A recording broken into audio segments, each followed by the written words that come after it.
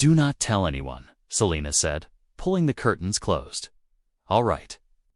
Hello, I'm Ryan, 26 software developer, currently standing in my best friend's kitchen with his aunt's lipstick still on my mouth.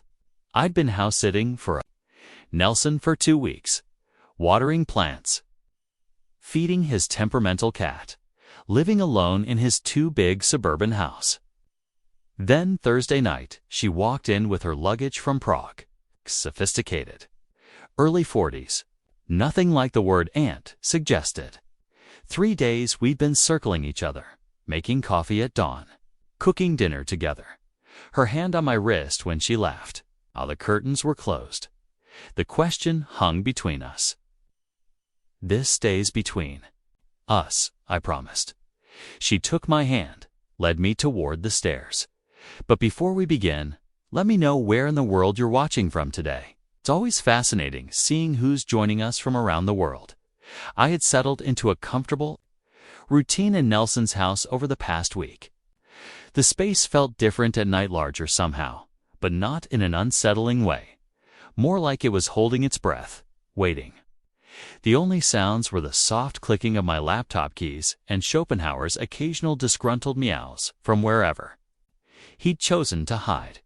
You know those moments when you're so deep in code that the rest of the world fades away. That's where I was, cross-legged on Nelson's oversized couch, debugging a particularly stubborn piece of software. I'd stripped down to an old Queen t-shirt and worn jeans, my usual work-from-home uniform. The houseplants Nelson had entrusted to my care cast gentle shadows in the lamplight, and I felt perfectly at ease in the solitude. The sound of keys in the front door lock shattered my concentration. My first thought was that Nelson had come home early, but that didn't make sense. He wasn't due back from his business trip for another week. Before I could process what was happening, the door swung open. A woman stood in the doorway, elegant even after what must have been hours of travel. She wore a charcoal blazer over a silk blouse, her silver-streaked dark hair pulled back in a loose knot. 2 pieces of expensive-looking luggage flanked her sides. She stopped abruptly when she saw me, her hands still on the doorknob. I scrambled to sit up straighter, suddenly very aware of my bare feet and the day-old stubble on my face. "Oh, hi. You must be Ryan," she said, recovering with remarkable grace. Her voice carried a hint of amusement. "Nelson mentioned you'd be watching the house." "Yes, I'm Ryan. And you're?" I stood up, trying to smooth my wrinkled shirt. "Selena, Nelson's aunt." She stepped inside, her heels clicking softly on the hardwood floor. I was supposed to be in Prague for another 2 weeks, but a gallery deal fell through. She moved through the space with the ease of someone who knew every corner, trailing her fingers along a doorframe, adjusting a slightly crooked picture frame as she passed. I watched as she unwound a silk scarf from her neck, draping it over the coat rack with practiced elegance. Despite what must have been a long flight, she looked completely put together. Her movements were fluid, unhurried, like she was still operating on European time. "I should have called ahead," she said, though her tone suggested she wasn't actually apologizing. "But I've had a rather trying week. And this house, .. She gestured vaguely at the surrounding space. "Well, it's always been my refuge." I nodded, trying not to stare as she moved around the living room. There was something magnetic about her presence, the way she commanded the space without effort. I couldn't help noticing the significant age gap between Usha should have to be at least 15 years older, but it only added to her air of sophistication. "Can I help with your bags?" I offered, finding my voice. "That's very kind." She set down her carry-on next to the larger suitcase. "But first, I desperately need to know if Nelson still keeps that ridiculous expensive coffee he's so proud of." "Top shelf, left cabinet," I said automatically, then felt my face warm when she raised an eyebrow at my familiar knowledge of her. "Nephew's kitchen." Selena's lips curved into a slight smile. Well, you've certainly made yourself at home. I shifted. My weight, suddenly unsure of my place in this space that had felt so comfortable just moments ago. I should probably go, give you some privacy. She was already moving toward the kitchen, her back to me. Don't be silly. It's late, and I imagine you have work to finish. She paused at the kitchen threshold, looking back over her shoulder. Unless my presence would disturb your concentration. I stood there, laptop forgotten on the couch, wondering if I should indeed pack up my things or accept her casual invitation to stay. The house felt different now, charged with an energy I couldn't quite name. Schopenhauer chose that moment to emerge from his hiding spot. Regarding the newcomer with his usual suspicion, Selina set her bags down by the stairs, a soft thud emphasizing the weight of this moment of decision. "Please stay," Selina said, her tone softening as she noticed my uncertainty. "Nelson told me you'd be here. It would be silly to disrupt your work schedule just because I'm back early." She moved to the kitchen with natural grace, reaching for the coffee tin without hesitation. Something in her manner put me at ease despite the strangeness of the situation. "At least let me make you dinner," I offered. "You must be hungry after traveling." She paused, coffee tin in hand, and gave me an appraising look. "You cook?" "Nothing fancy, but I can manage pasta arrabbiata." The words came out like a question. "Nelson keeps the pantry well stocked." "That's unexpectedly kind." A small smile played at the corners of her mouth. "I like that." I busied myself in the kitchen, grateful for the familiar routine of cooking. The sound of coffee brewing provided a comfortable background as I chopped garlic and tomatoes. Selina settled at the kitchen island, watching me work with curious interest. "Tell me about your software work," she said, cradling her coffee cup. "Nelson mentioned you're developing something interesting." I found myself talking more than usual, explaining my current project with probably too much detail. "Sorry," I caught myself. I tend to ramble about coding. Don't apologize. It's refreshing to hear someone speak passionately about their work. She took a sip of coffee, and I noticed how her fingers curved elegantly around the cup. Most people I meet in the art world are pretending to care about things they don't understand. The sauce simmered, filling the kitchen with garlic and herbs. As I worked, Selina asked thoughtful questions that showed she was actually listening, not just being polite. I found myself wanting to impress her, though I couldn't explain why. We ate at the dining table, maintaining a polite distance that felt both necessary and somehow artificial. The formality of sitting across from each other with proper place settings made me hyper-aware of every movement. "The Prague galleries were disappointing," she said, twirling pasta with practiced ease. "It's focused on shock value, not enough substance." Though she spoke clearly, I could hear the exhaustion at the edges of her voice. The lamplight caught in her dark hair as she reached for her wineglass, highlighting threads of silver I hadn't noticed before. She held the stem between her fingers like someone used to fine things, but without pretension. "The guest room is made up?" she asked as we finished eating. "Yes, I changed the sheets last weekend." I started gathering dishes, trying not to show how aware I was of her every movement. "Perfect. I know my way around." She stood, smoothing her blouse. "Thank you for dinner, Ryan. It was exactly what I needed tonight." I watched her collect her bags and move upstairs with fluid grace, noting how she navigated the house without hesitation. The guest room door clicked shut softly, and I was left with the quiet task of cleaning up. Later, lying in my own bed, I found myself acutely aware of her presence down the hall. The house's familiar nighttime sounds were now overlaid with new ones: water running in the bathroom, the soft thud of drawers opening and closing as she unpacked, the creak of floorboards under unfamiliar steps. The space felt different, like the air itself had changed density. I stared at the ceiling, listening to these small domestic sounds and trying not to think about how long we'd be sharing this space. Or why that thought made me feel both nervous and oddly alert. The pipes hummed as she ran more water. A drawer. Closed footsteps crossed the hall to the bathroom again. Each sound drew an invisible map of her movements in my mind, making the familiar geography of Nelson's house feel suddenly new and uncertain. I woke before dawn, my mind still caught in that strange space between sleep and waking. The digital clock read for 45, and I knew trying to fall back asleep would be pointless. The house felt different in these pre-dawn hours. The shadows holding secrets I hadn't noticed before. Padding downstairs in my worn sweatpants and t-shirt, I heard soft movements in the kitchen before I reached it. Selena stood at the counter, wrapped in a deep blue silk robe that caught the dim light from under the cabinets.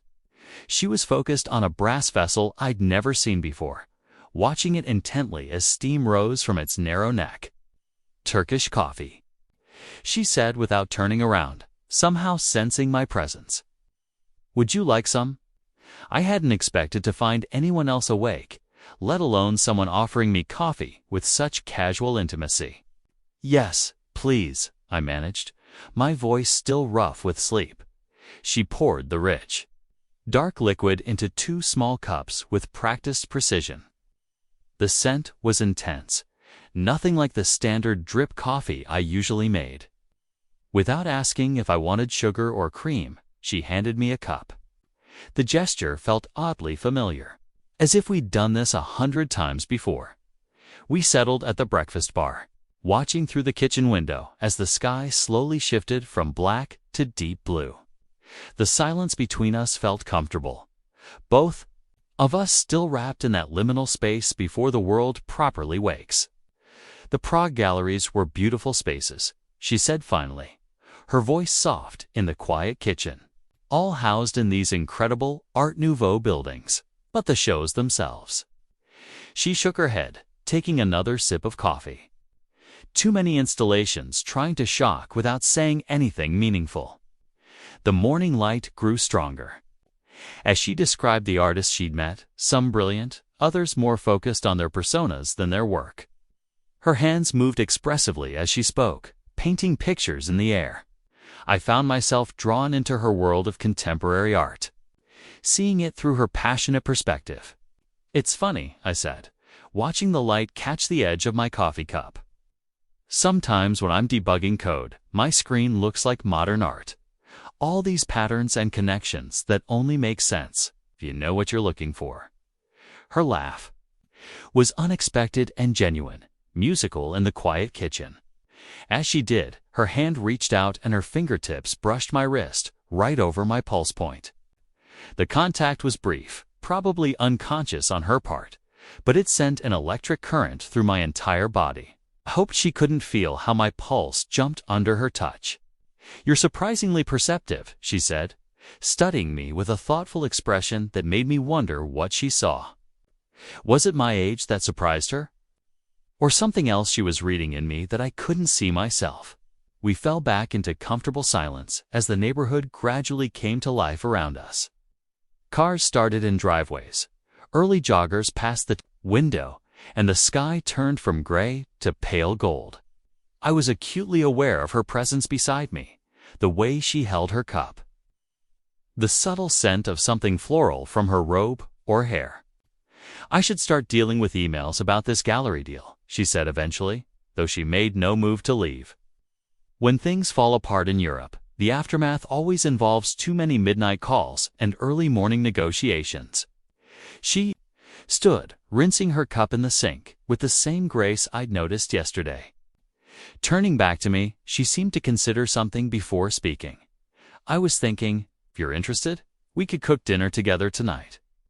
I make a decent coq au vin, and it seems a shame to cook separately when we're sharing the house." The morning sun now filled the kitchen completely, turning everything golden and new. I realized I'd been holding my breath slightly, waiting to see how this strange dawn interlude would end. "I'd like that," I said, trying to keep my voice casual. I'd like that a lot. I tried to focus on my code. I really did. Nelson's home. Office was perfect for remote work, quiet, well lit, with a view of the backyard through wide windows. But my mind kept drifting back to that morning, to Turkish coffee and golden light and the ghost of fingers against my wrist.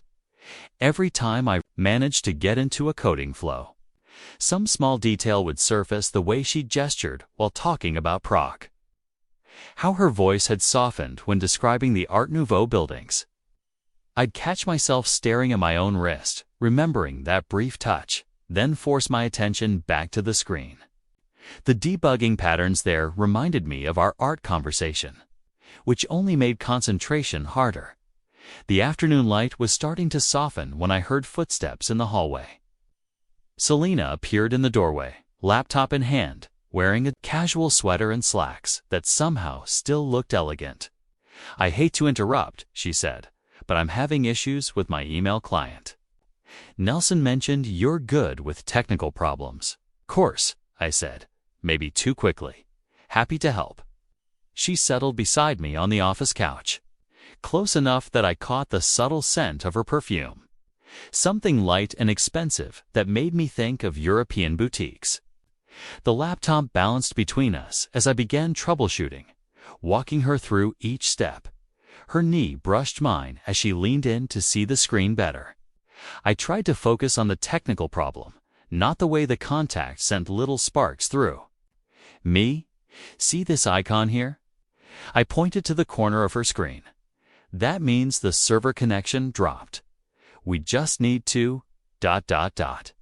She asked intelligent questions as I worked, genuinely interested in understanding the process. When I fixed the issue, she smiled. "You're very good at this. Patient too.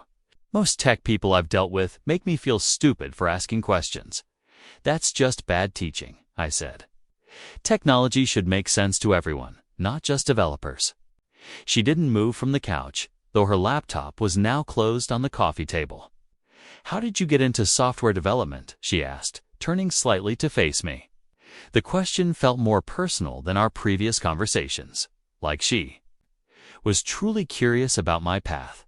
"I actually started in architectural design," I admitted, "but I found myself more interested in the modeling software than the buildings themselves. Made the switch during COVID, and now..." "Are you happy with the change?" I hesitated, surprised by how easily the truth came out. "Honestly, I'm not sure. The work is interesting, but lately I've been feeling... adrift, I guess. Like I should be. Heading somewhere, but I'm not sure where." She nodded, understanding in her eyes. "I know that feeling. After my divorce 3 years ago, I threw myself into the gallery work.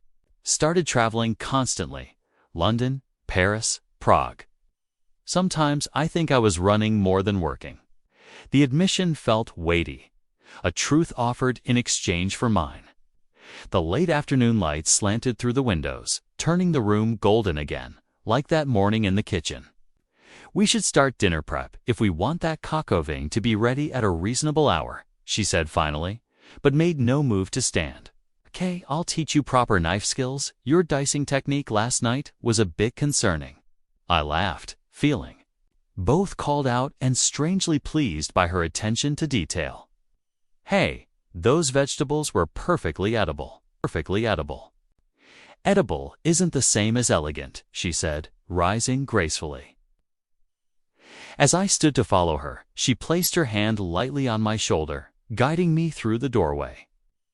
The touch was brief, but deliberate, different from the accidental contact of the morning. Walking toward the kitchen, I realized I was looking forward to the evening more than I should be. The prospect of cooking together, learning from her, sharing more conversations in the intimate space of Nelson's kitchen, it felt dangerous and thrilling all at once. I pushed away the voice in my head, asking what exactly I was doing, letting myself just exist in this strange, charged moment. The kitchen felt different with 2 people moving through it. Selena rolled up her sleeves, pulling ingredients from the refrigerator with practiced grace. "First," she said, selecting an onion, let's fix that dicing technique of yours." I started to protest, but she was already positioning herself behind me at the cutting board. "Hold the knife like this," she murmured, her hand covering mine to adjust my grip. The proximity sent my heart racing, her breath warm against my neck, the subtle scent of her perfume wrapping around me. "Keep your fingertips tucked under while guiding the blade."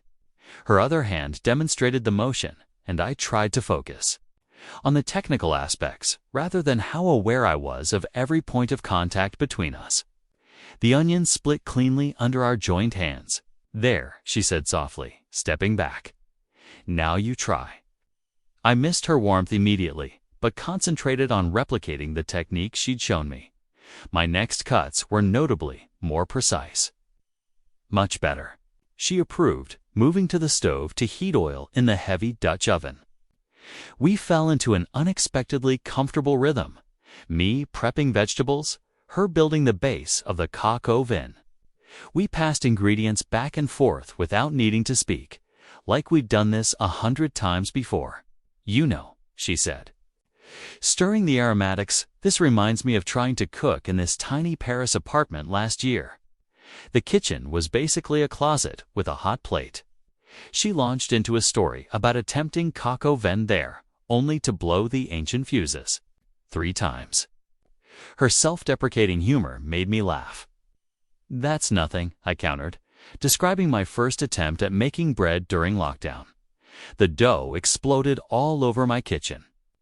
I was finding dried bits of it for weeks. Her laugh was rich and genuine. "Oh, I can picture that perfectly. At least you were ambitious." "When I was your age, I survived almost entirely on microwave meals."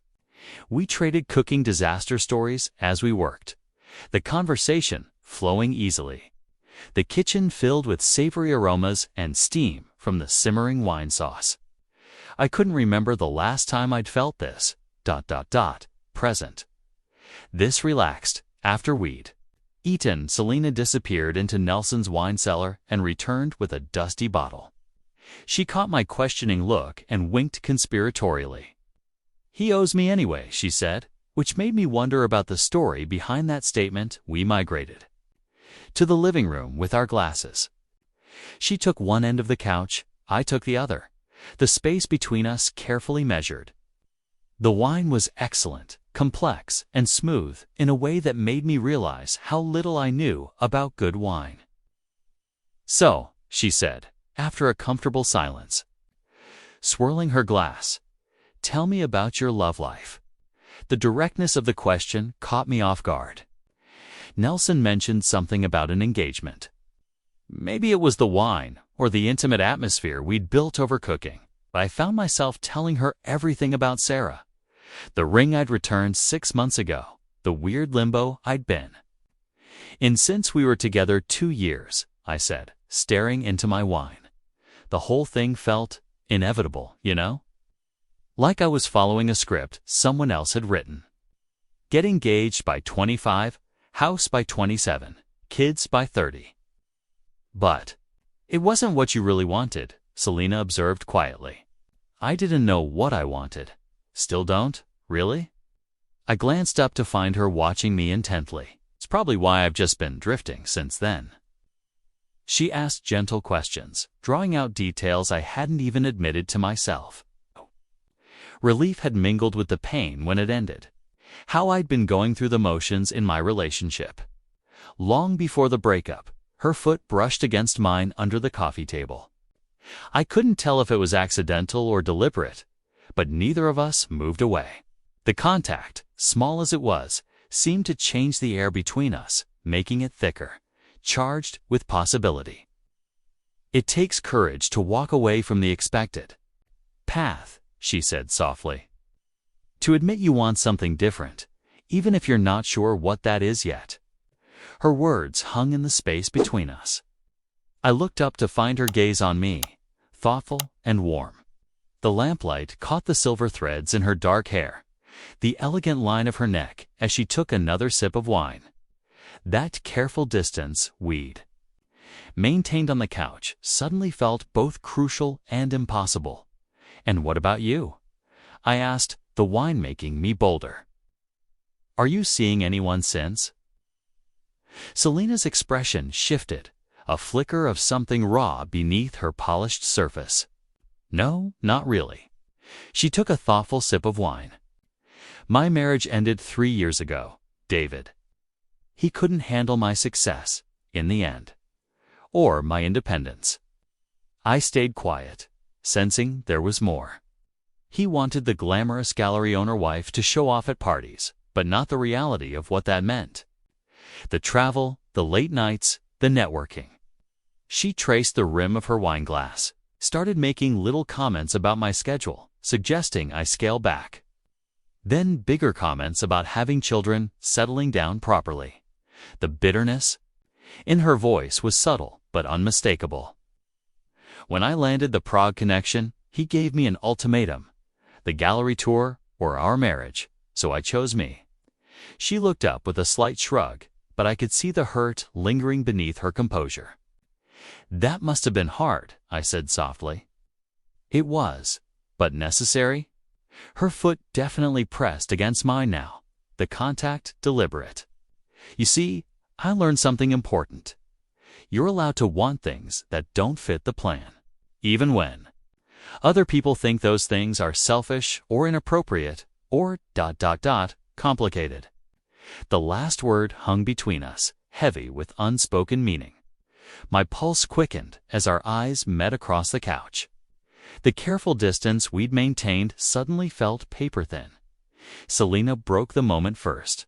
Standing with our empty glasses, should. Get these to the kitchen, she murmured. I followed without conscious thought, drawn in her wake like a tide. The kitchen was dim, lit only by the under-cabinet lights. She placed the glasses in the sink, but didn't turn around immediately. I stepped closer, close enough to catch that subtle perfume again. When she finally turned, her back pressed against the counter. We were inches apart. I reached past her for a dish towel, giving us both the pretense of domestic routine. She didn't move away. This is probably not smart, she said quietly. But her hand came up to rest against my chest, fingers spreading over my heartbeat. I wondered if she could feel how fast it was racing. Probably not, I agreed, leaning closer. Our faces were so near now, I could feel her breath, soft and wine-scented, mingling with mine. The kitchen seemed to shrink around us, the world narrowing. To this small space we shared, her dark eyes searched mine, serious despite the desire I could see in them. If we do this, she said, her voice remarkably steady, we do it honestly. No games, no pretending it didn't happen afterward. Her fingers pressed slightly against my chest. Can you handle that? I felt the weight of her words, all they implied. This wasn't just about tonight. It was about Nelson's friendship. About complicated mornings after. About crossing lines that couldn't be uncrossed. About choosing something real over something safe. Looking into her eyes, I knew my answer. Yes, I said simply, meaning it completely. She pulled me down to her, and everything I'd imagined about kissing Selena proved wonderfully wrong. I'd expected urgency, the rushed passion of crossed boundaries. Instead, she kissed me with devastating patience, like she was teaching me something vital I'd forgotten to learn. Her hands came up to frame my face, thumbs tracing along my jawline with careful intention. The touch sent shivers down my spine, making me hyper-aware of every point of contact between us. I let my hands settle at her waist, feeling the warmth of her through the thin fabric of her blouse. The kitchen counter pressed against her back, anchoring us in this suspended moment where nothing existed. Beyond our shared breath, time seemed to lose meaning under the soft glow of the under-cabinet lights. The world outside this kitchen, with all its complications and consequences, felt distant and unimportant. There was only the gentle pressure of her lips, the subtle mint of her breath, the way her body fit perfectly against mine. The kiss deepened naturally, like a conversation. Finding its rhythm, My hands slid up her back, fingers tangling in her dark hair as she arched closer. The small sound she made, somewhere between a sigh and a moan, unraveled what remained of my restraint. I pressed closer, wanting to hear that sound again, wanting nah. Sharp slam of a car door cut through the moment like a thunderclap. We sprang apart, both breathing hard. My heart hammered against my ribs as we turned toward the kitchen window. Through the darkness, I could make out the neighbor's silhouette. Returning home from their evening shift, it's just the normal rhythms of suburban life intruding on our private world. But the spell was broken. The interruption forced reality back in, making us conscious of where we were, what we were doing. I watched Selena touch her fingers to her lips, looking as shaken as I felt. Her lipstick was slightly smudged, her hair must where my hands had been. The sight made my chest tight with wanting. "We should think about this," she said softly, though her voice held more uncertainty than conviction. Her eyes stayed fixed on mine, dark and conflicted. I nodded, though thinking seemed impossible with her looking at me that way. My body hummed, with leftover electricity from our kiss, making rational thought feel like a distant concept. All I could focus on was the memory of her pressed against me, the taste of wine on her lips. We stood frozen in the kitchen, neither willing to be the dessert. First to move away. The neighbor's front door closed. Their porch light clicked off, leaving us in our pool of dim light. The air between us felt charged with possibility and hesitation in equal measure. We both understood we were standing at a crossroads. One path leading back to safety and pretense. The other toward something thrilling and complicated and real. Selena's hands had dropped to grip the counter edge behind her, like she needed the support. I could see her pulse flutter at her throat, matching the rapid beat of my own heart. The careful distance we'd maintained earlier seemed impossible now that we knew what closing it felt like. Following our frozen moment in the kitchen, Selena drew a steadying breath and moved past me with quiet purpose. I watched as she walked to the living room, her steps measured and graceful despite the evening's emotional turbulence. The way she carried herself, shoulders back, chin lifted, spoke of someone accustomed to making difficult decisions. I stayed where I was, suddenly, unsure of my place in this unfolding moment. Through the doorway, I could see her approach the large picture window that faced the street. Her silhouette was striking against the darkness beyond the glass, and I found myself holding my breath as she reached for the heavy curtains. You know those moments when you can feel your life shifting? This was one of them. The fabric made a soft swooshing sound as she pulled the curtains closed, the movement deliberate and final. Something about that simple action felt monumental, like drawing a line between the outside world and whatever was about to happen between us. When she turned back to face me, her expression was serious, all traces of earlier playfulness gone. "Do not tell anyone," she said, her voice carrying across the room.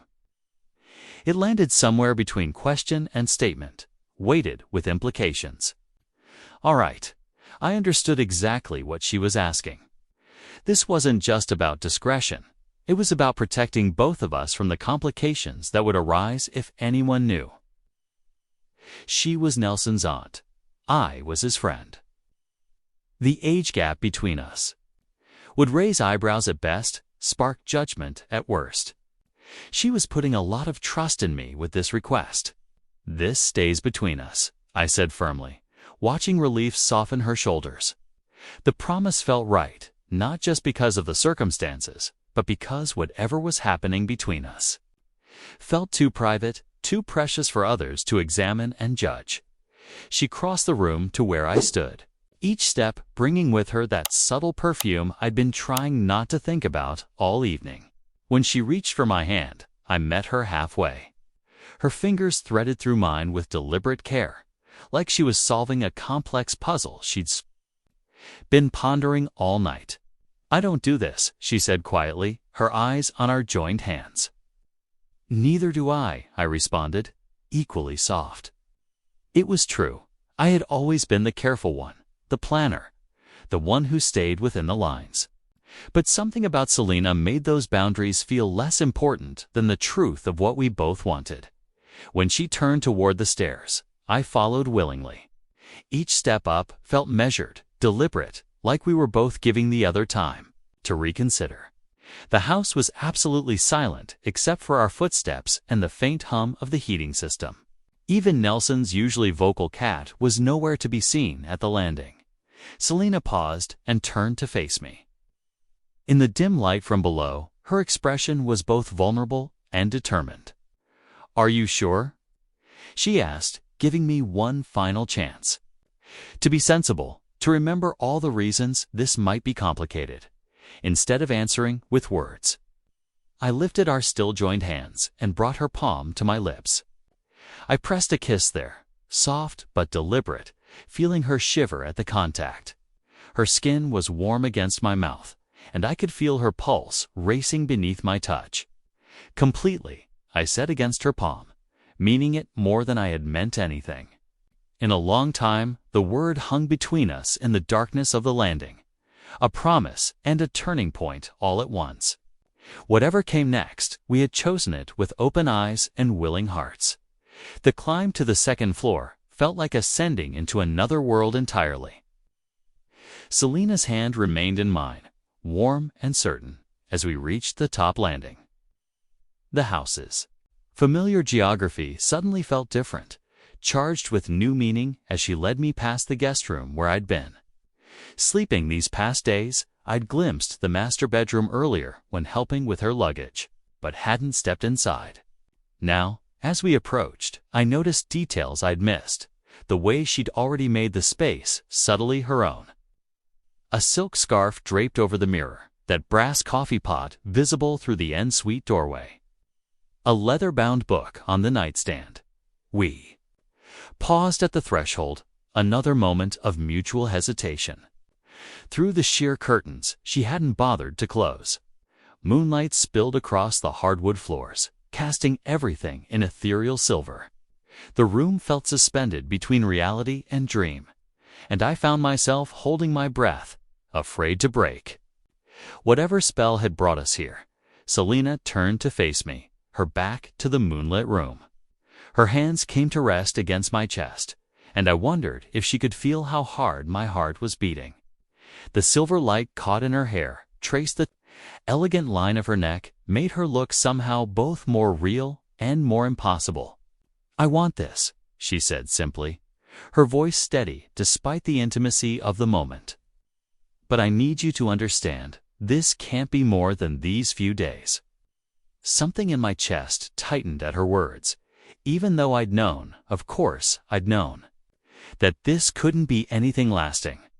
She had her life, her galleries, her travels. I had. Well, I was still figuring that out. But these few days were all we had, all we could have. "I understand," I said, though I wasn't entirely sure. I did. How could I understand something I'd never experienced before? This deliberate step into temporary intimacy, this chosen impermanence. She studied my face for a moment, as if checking the truth of my words. Whatever she saw must have satisfied her, because she rose on her toes, bringing her face level with mine. This kiss was different from our heated exchange in the kitchen, softer, more deliberate. Like she was memorizing the moment, my hands found their way to her hair, seeking out the pins that had kept it elegantly swept up all evening. One by one, I removed them carefully, letting them fall forgotten to the carpet. As the last pin came free, her dark hair cascaded around her shoulders in waves, and something in my chest caught at the sight. She looked younger this way, more vulnerable. The sophisticated gallery owner giving way to something more intimate and real. We moved deeper into the room together, each step measured and conscious. The moonlight painted patterns across her skin as she drew me with her, away from the doorway, away from the world outside. Every movement felt significant, every touch deliberate, her fingers tracing my jawline, my hands settling at her waist. The way we kept our eyes on each other, as if afraid the other might disappear. Behind us, the door closed with a soft click that seemed to seal us into our own private universe. The sound held a finality that both thrilled and sobered me. This was really happening. This moment we couldn't take back. This connection we'd chosen despite knowing its expiration date. The room was silent except for our breathing and the faint rustle of fabric as we drew closer. Selena's hands were sure and steady as they found mine again, our fingers intertwining with familiar warmth. Around us, the moonlight continued its slow dance across the floors and walls, marking time in silver footsteps, witnessing this moment of mutual surrender to something we both knew couldn't last. I woke to sunlight falling across unfamiliar sheets, my mind taking a moment to place where I was. The master bedroom looked different in morning light, more real, less dreamlike than it had seemed last night. The pillow beside me still held the indent of Selena's head, and when I touched the sheets there, they carried lingering warmth. She couldn't have been up long. It took me another moment to spot her, an elegant silhouette against the east-facing window. She'd dressed in yesterday's clothes, though they somehow looked just as pristine as when she'd first arrived. The rising sun caught in her hair, highlighting threads of silver I hadn't noticed before. She held one of Nelson's coffee mugs in both hands, watching the suburban street below as dawn painted everything in shades of gold. Shades of gold. I started to rise, but before I could speak, she broke the silence without turning. "Nelson comes back in 3 days." Her voice was gentle, but matter-of-fact, reminding us both of the countdown we'd been trying to ignore. The statement hung in the air between us, reality intruding on whatever bubble we'd created last night. I stood, found my jeans from where they'd landed on a chair, pulled them on.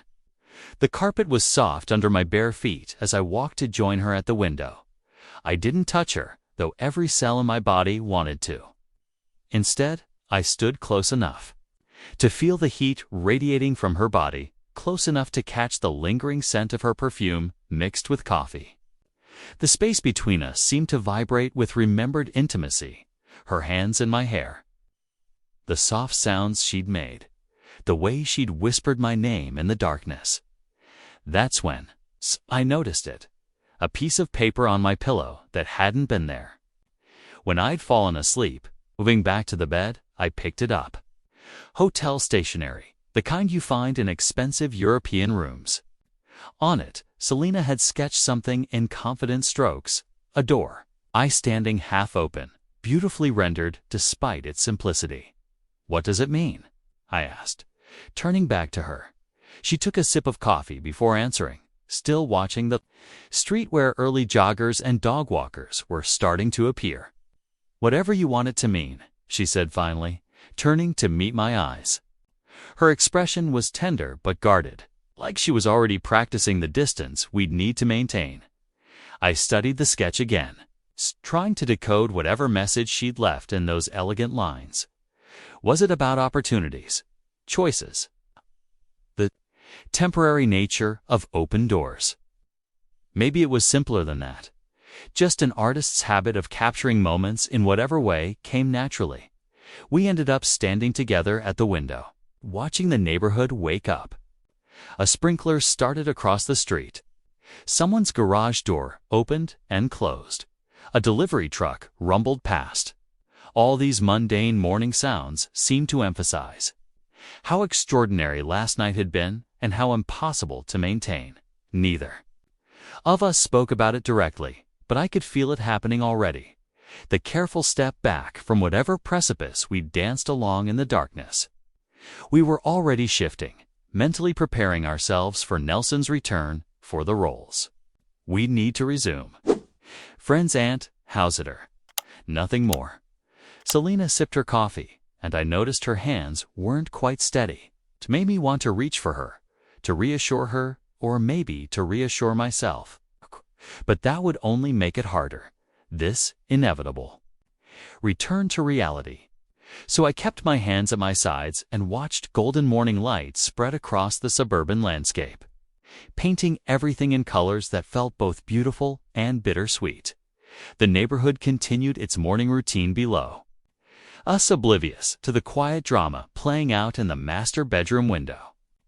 We stood as silent witnesses to the dawn, each lost in private thoughts about doors, which ones we'd opened, which ones would have to close, and whether we'd made the right choice walking through this one together. The next 2 days unfolded like a carefully rehearsed dance, each of us playing our parts with studied precision. Selena and I developed an unspoken schedule, timing our movements through the house to minimize accidental encounters. We became experts at maintaining careful distance, preparing ourselves for Nelson's return. I took my coffee early, before sunrise. She emerged later, after I'd retreated to the home office. We ate meals at different times, left notes about groceries or house matters instead of talking face to face. The house felt larger somehow, stretched by the space we put between us, but sometimes, despite our best efforts, our paths would cross. My hand would brush hers as I passed her a coffee mug in the kitchen, or I'd catch her watching me from the doorway when she thought I was absorbed in my laptop screen. Those moments hit me right in the chest, a dull ache that lingered long after she disappeared back to her temporary domain. You know those moments when you're hyper-aware of another person's presence, even rooms away? It was like that. I could sense her moving through the house, hear the soft pad of her bare feet on hardwood, catch the faint notes of her perfume lingering in spaces she'd left hours ago. The evening before Nelson's scheduled return, something shifted. Maybe we were tired of pretending, or maybe we both needed some kind of closure. I found Selena on the back porch, a bottle of wine already open. She gestured to the empty chair beside her, far enough away to be proper, close enough to share. The bottled darkness had settled over the neighborhood, cricket song filling the comfortable silence between us. No porch light, just ambient glow from neighboring houses and a quarter moon hanging low in the sky. We passed the wine back and forth, our fingers careful not to touch on the handoff. No regrets. She asked finally, her voice soft in the darkness. I considered the question, wanting to give her honesty rather than comfort. None, I said, meaning it completely. She took another sip of wine, then told me about her upcoming travels. Tokyo in 2 weeks, a series of meetings with collectors and promising new artists. After that, Barcelona for a major exhibition. Her voice carried the same passion I'd heard that first morning over Turkish coffee when she'd described the galleries. In Prague, I didn't ask if she'd ever come back to visit Nelson. We both knew better than to venture down that path. Some questions are better left unasked, their answers already understood. The wine finished. We lingered longer than we should have, neither wanting to be the first to stand. When the neighbors' motion lights clicked off, leaving us in deeper darkness, Selena finally rose. I followed her inside, maintaining our careful distance until we reached the hallway upstairs. She turned to me then, placed one hand lightly on my chest, and pressed a kiss to my cheek. Her lips lingered just a moment too long to be casual, just long enough to make my heart stutter. "Thank you," she whispered against my skin before pulling away. I wanted to ask what she was thanking me for. The house is sitting, the company, the understanding, or something else entirely, but the question stuck in my throat. Later, lying awake in my temporary bed, I listened to her moving around in the master bedroom. The soft creak of floorboards, hangers sliding on closet rods, water running in the ensuite bathroom. I memorized each sound, knowing it would be the last time I'd hear her midnight routines echoing through these halls. Nelson burst through the front door at 2:15 in the afternoon, his energy immediately filling every corner of the house. He carried the warmth of California with him, tanned and grinning, dropping his bags in the entryway with his usual lack of ceremony. *Home sweet home. He called out, pulling me into one of his signature bear hugs before I could step back. Man, you would not believe the week I had. The client was impossible, but wait until you hear how I handled it. I helped him with his luggage while Selena moved through the kitchen preparing lunch. Her movements precise and controlled. If Nelson noticed any difference in the house's atmosphere, he didn't show it. He just kept talking, filling the space with stories about difficult meetings and awful hotel rooms. Aunt Selena, you're still here. He brightened when she set a plate of sandwiches on the dining table. I thought you'd be halfway to Tokyo by now. Leaving tomorrow, she replied, her voice carrying just the right amount of warmth. Thought I'd wait to see you before I go. I watched her hands as she arranged the plates, steady and elegant. Nothing in her manner betrayed our shared secrets, the weight of the past few days. She'd had years of practice at this, I realized, moving through spaces where she needed to maintain perfect composure. At dinner, Nelson dominated the conversation with more tales from his business trip. Selena and I played our parts perfectly, laughing at his jokes, asking questions at the right moments. But sometimes, between bites of the pasta she'd made, I'd catch her watching me across the table. Her smile in those moments held something private, something that made the familiar dining room feel like a different place entirely. Oh, hey, Nelson said. Reaching for more garlic bread, Selena's heading out tomorrow morning. Early flight back home before the Tokyo Gallery stuff. Nuts. Too bad, I managed. The perfect mix of casual and polite. It was nice having her here. Later, while washing dishes, Nelson bumped my shoulder with his. Thanks for keeping an eye on Aunt Selena, he said, drying a wine glass. She can be pretty intense sometimes, you know. Hope she didn't interrogate you too much about your life. Plans. She does that with all my friends. Thinks she needs to mentor everyone under 30. I forced a casual shrug, focusing on scrubbing a pot that was already clean. She was great. We barely crossed paths, actually, working most of the time. The lie came easily, necessary as breathing. Nelson nodded, satisfied, and launched into another story about his trip. I let his words wash over me, adding the right responses at the right times. That night, with the house full again of Nelson's familiar presence, I lay in bed and thought about the sketch Selena had left. I'd transferred it carefully to my wallet, hidden behind my driver's license. A simple drawing of a half-open door, done in quick, confident strokes on hotel stationery. I understood its meaning now, in a way I hadn't that first morning. Some doors once opened, never fully close again. They remain slightly ajar, letting in a draft of possibility, a whisper of what might have been. The house felt different now, charged with memories that would live in its quiet corners, in the kitchen where we first kissed, the porch where we shared that final bottle of wine. The spaces between moments where we learned to speak volumes in silence. If this kept you company, tap subscribe and leave one line that resonated. I read, "Them all, and your words, shape the next story."